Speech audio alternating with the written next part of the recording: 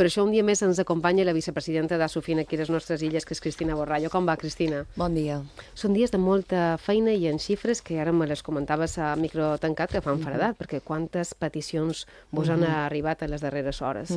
Bé, en primer lloc, des d'Asofin volem donar tot el nostre suport i el nostre recolzament en aquestes famílies que han perdut, inclús tot, en alguns casos, que és la vida humana, que és el més greu que ha pogut passar, i des d'aquí donem tot el nostre recolzament. Efectivament, són moltes les peticions que estan arribant a dia d'avui. El Consorci ahir va publicar dades, va publicar dia 5 de novembre 72.125 sol·licituds que ja s'estan tramitant. El Consorci de Compensació d'Assegurances ha mobilitzat 495 pèrits, persones desplaçades allà per avaluar la catàstrofe que s'està visquent ara mateix a València. Llavors ara sí que hem de veure com se tramiten aquestes ajudes, per una banda, i com se tramiten aquestes indemnitzacions, perquè recordem que el Consorci de Compensació d'Assegurances, que depèn del Ministeri d'Assumptes Exteriors, serà, en aquest cas, l'entitat que ha de tramitar tota aquesta situació i, per tant, hem d'estar a expenses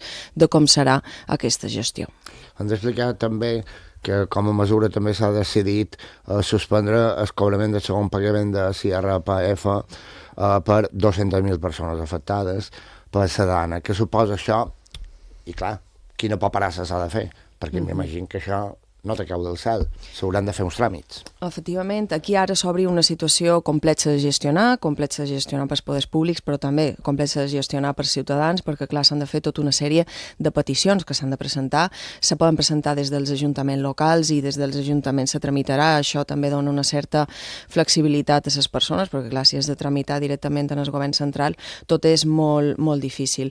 Amb la declaració de zona catastròfica, com a zona afectada greument per una emergència de protecció civil, s'han establert tota una sèrie d'ajudes, paquets d'ajudes també en matèria laboral. Se preveu que les empreses puguin suspendre temporalment els contractes laborals, s'han establert ERTEs per força major i una sèrie de situacions d'escudo laboral, podríem dir, que són que se permeten determinades ausències laborals i demés, i a més també paquets en quant a ajudes fiscals.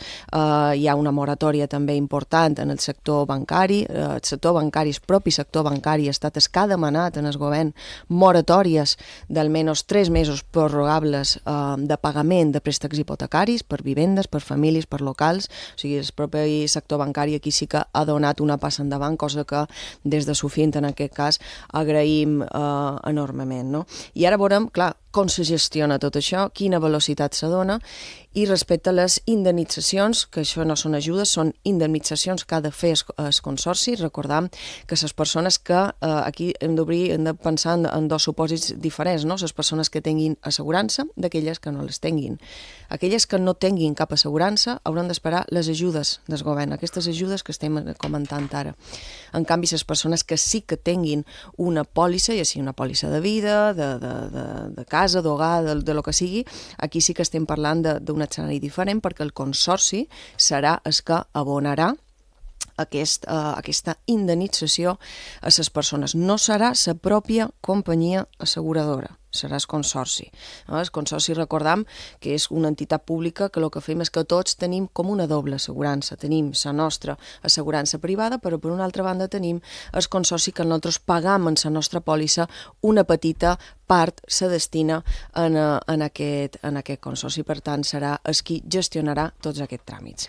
Ens preocupa, fixa't, Cristina, una qüestió respecte al Consorci, perquè fonts properes en aquest programa ens asseguraven que no estava funcionant aquesta pàgina web, que es penjava, que, clar, són moltes persones introduint a la vegada milers de dades, d'informació. Daniel Salamanca també és expert en assegurances i sempre ens dona una mà quan el necessitam. Què podria estar passant, Daniel, amb aquesta pàgina del Consorci que es penja? No sé si tenies constància d'això i si ens pot explicar què és el que podria estar passant en aquest moment amb la plana web. Hola, buenos días. En primer lugar, nos tenemos que referir a la saturación que ha debido tener la página web. Si a esto le ponemos que seguramente, y así está confirmado, están haciendo algún trabajo de mantenimiento y ampliación, pues es lógico que haya algunos picos de saturación.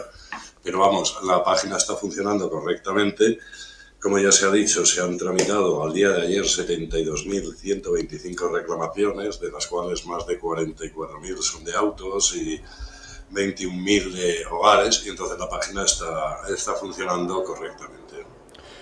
Daniel, s'han d'introduir moltes dades per donar el net, per donar els partes, que no sé com se diu en català, en el consorci dels danys. És complicat, és la paperassa, o és com una assegurança normal i corrent? Com funciona la pàgina web del consorci? Ho dic per les persones millors, per exemple. Sí, como casi todas las páginas, tiene una parte intuitiva, pero tampoco nos pensemos que va a ser una cosa sencilla, sobre todo para personas que no estén acostumbradas a terminología y a campos precisos como los que requiere el consorcio. Mi sugerencia, como he hecho otras muchas veces, es que cada asegurado se vaya a su agente o a su corredor de seguros y que sea él quien les ayude a tramitar este siniestro. Ha habido un movimiento de colaboración enorme por parte de los colegios, de las asociaciones y de grupos de mediadores de seguros que se están poniendo a disposición de todos los perjudicados para que con los datos que puedan tener, que sería simplemente recordar el nombre de la compañía, el número del DNI y su nombre, puedan tramitar estas reclamaciones. Incluso, y yo siempre recomendaría, porque estoy convencido de que casi todo el mundo ha hecho fotos, que lleven fotografías. Exacte. Y que ya las també de los daños. Daniel, moltíssimes gràcies per aclarir-ho. De moment segueix funcionant aquesta pàgina, sí. Ho està comprovant també en Jaume, podia ser una cosa puntual, però al Manco ara sembla que s'està restablint. Daniel Salamanca, moltes gràcies. Gràcies a vosaltres, buenos días. Hi ha maneres també d'ajudar la gent perquè sigui de la manera més fàcil possible, no? Cristina, com? Efectivament, a més del que ha comentat el company, s'ha publicat per part del Consorci que només donant el codi 001 i les dades de la persona i la companyia d'assegurances, només amb aquestes dades se podrà tramitar, perquè clar, aquí estem davant del supòsit de que la gent tal vegada ha perdut inclús la paperassa que té que seva perquè que seva ha quedat destrossada i no ho tenen digitalitzat.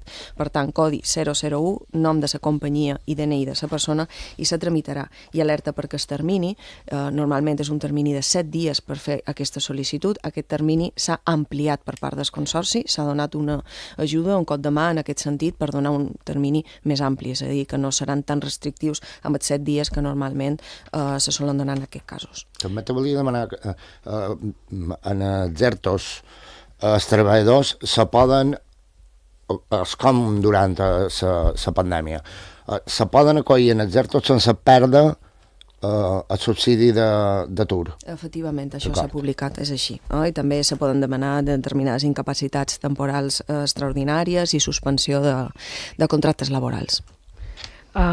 Cristina, estirem ben pendents, sobretot de facilitar a la gent tota aquesta informació. Quan dius, i això crec que és important, que s'ha ampliat, no? Que no només és una setmana, 7 dies, perquè recorden que avui just fa 8 dies, no se sap fins quan s'ha ampliat encara, no? Sabem que hi haurà més dies, però no sabem si són 15, si són 3 setmanes. Aquesta informació de moment no la tenim, veritat? No han dit. El Consorci simplement ha dit que estem parlant d'un supòsit de 7 dies, perquè és així per reglament, però han dit que en aquest sentit se donarà un termini més ampli, no han dit quin. És una informació important perquè dona més facilitats. Recordem que moltes persones igual encara estan aterrant, entre cometes, després de tot el que han viscut, com per posar-se a fer tràmits i burocràcia. O sigui que ens alegra el Manco escoltar aquesta bona notícia. Cristina Borrallos, col·laboradora d'Al Dia i vicepresidenta d'Asufin aquí a les nostres illes. Moltíssimes gràcies, Cristina. Moltes gràcies a vosaltres, bon dia.